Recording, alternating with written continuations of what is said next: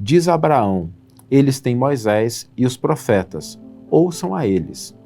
Emmanuel intitula o seu comentário: Ouçam-nos.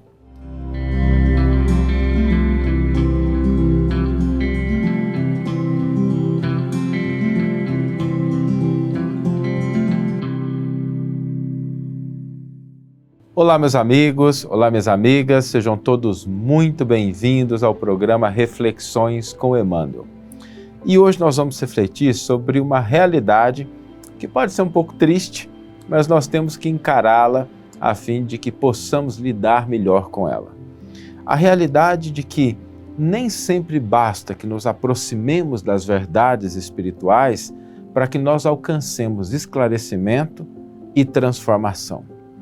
A verdade é que não é suficiente que alguém se aproxime de uma revelação, de algo extraordinário, para que ela possa transformar o seu íntimo, para que ela possa avançar, progredir, caminhar na direção de novos horizontes. A própria vinda do Cristo é um grande exemplo disso, porque muitas pessoas conviveram com o Cristo. Imaginem o que é isso. Meu sonho, imagino a vontade que eu tenho de um dia, não precisa nem ser assim na minha frente, não, mas de longe, pelo menos, estar próximo da vibração, da presença desse nosso irmão maior que é o Cristo. Imagina como é que a gente se sentiria se nós estivéssemos na presença do Cristo, e muitas pessoas estiveram na presença do Cristo, olharam para Ele, ouviram da sua boca aquelas palavras de luz e mesmo assim não se transformaram. Algumas se converteram até em adversários, em inimigos, levaram-no à crucificação. Isso para que a gente possa ter uma ideia de que, de fato, não basta a aproximação. Existe algo mais que possibilita que nós nos transformemos, que nós nos esclareçamos, que nós aprendamos algo acerca das verdades imortais da vida. E a gente pode trazer essa observação até mesmo para atos, situações do nosso cotidiano. Quem já não teve a experiência de, às vezes vai numa festa, às vezes vai num evento, às vezes vai numa reunião, e aquelas mesmas pessoas participaram daquele evento, participaram ali 500, 600 pessoas, umas saem com uma visão, outras saem com uma visão totalmente diferente. Umas gostam e falam assim: nossa, foi muito bom, gostei demais. Outras falam assim: eu não gostei, não foi bom. E estavam ali participando do mesmo contexto, do mesmo ambiente, receberam as mesmas informações. E quando a gente começa a entender esse fenômeno, nós precisamos voltar um pouquinho e refletir sobre as causas, a fim de que nós possamos, de fato, aproveitar as oportunidades que a vida nos oferece de crescimento espiritual, de aproximação íntima com as verdades eternas. Porque existem pessoas que até acreditam na imortalidade da alma, nas verdades espirituais, mas exigem condições, regras para que essas verdades sejam aceitas. E quando não se atende a essas regras, aí a pessoa cai na descrença, cai no desânimo e às vezes até se afasta daquela proposta religiosa ou espiritualista. Por isso, é de suma importância que a gente entenda o que está na causa dessas diferenças. E existem duas posturas, dois elementos chaves para que a gente possa entender o porquê de algumas pessoas se aproximarem de verdades espirituais e mesmo assim não as aproveitarem para o próprio crescimento, para o próprio aperfeiçoamento. A primeira razão é quando nós condicionamos a expressão dessas realidades aos nossos interesses, à nossa maneira de ver, aos nossos estreitos limites de observação. Quando a gente cria regras que atendam aos nossos interesses particulares. Não tem nada de errado com nós termos interesses. Isso é fato da vida. Mas quando se trata das verdades espirituais, nós precisamos ter um pouquinho mais de flexibilidade para reconhecer que nem sempre elas vão se expressar na nossa vida exatamente de acordo com as nossas expectativas. Não há dúvida de que Deus existe, não há dúvida de que Ele está presente na nossa vida, mas nós não podemos condicionar a expressão do Criador àquilo que a gente gostaria que acontecesse. Não pode ser assim, olha, se eu receber aquele aumento, então Deus existe. Se eu tiver aquele relacionamento ajustado, se eu conseguir resolver esse problema de saúde, é porque então existe Deus, existe algo que transcende a nossa realidade. Quando a gente cria essas regras que são específicas, nós nos separamos, porque mesmo que nós estejamos diante de uma verdade maior, o simples fato dela não se expressar de acordo com os nossos interesses e expectativas faz com que nós não a enxerguemos. O outro elemento fundamental é quando nós não desejamos a transformação, quando a gente não quer conhecer, quando a gente não quer se aperfeiçoar. Nós assumimos a postura de passividade diante das revelações espirituais, de todos os matizes que acontecem a todo instante para todas as pessoas no mundo. Quando nós não queremos efetivamente, não há força que possa vencer a nossa vontade, porque diz respeito ao ambiente íntimo de cada um. E portas adentro do nosso coração e da nossa mente, o Criador nos respeita, ainda que nós façamos escolhas inadequadas e distante daquilo que nos aproxima de uma felicidade real e duradoura.